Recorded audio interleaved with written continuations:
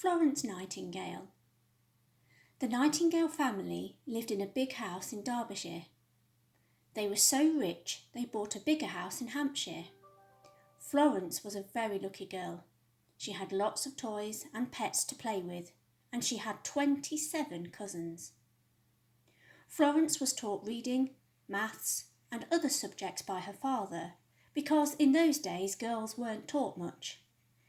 This teaching worried Florence's mother, and she said, "No one likes clever girls." She thought girls should learn to play the piano, embroidery, and how to arrange flowers. When she was a little older, Florence started visiting poor and sick people in her town. She liked helping them. Then she decided she wanted to do more of this work. "I must work in a hospital now," she said. Both of her parents were now very cross. They didn't want their daughter to become a nurse. Her mother said, "The shame of it! You might as well be a kitchen maid." Florence began to study nursing in secret. She worked early every morning and late every night. Florence soon heard about the war between Russia and Turkey. "Soldiers are dying. I must do something," she said. Florence arrived at her hospital in Scutari on the 4th of November, 1854.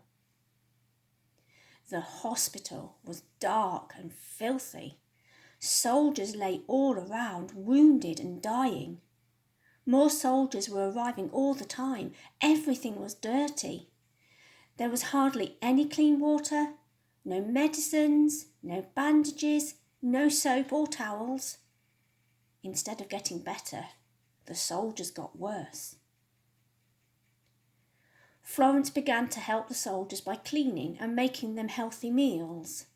Then she bought new sheets and clothes. She hardly ever stopped to sleep. Each day there were new problems to sort out. To make things even worse, some of the doctors and army officers didn't want Florence to help. The injured soldiers loved Florence. She did everything she could to help them get better. She asked for books and games and a chef to be sent from England. Every single evening she walked through the ward to say goodnight. The soldiers called her the lady with the lamp.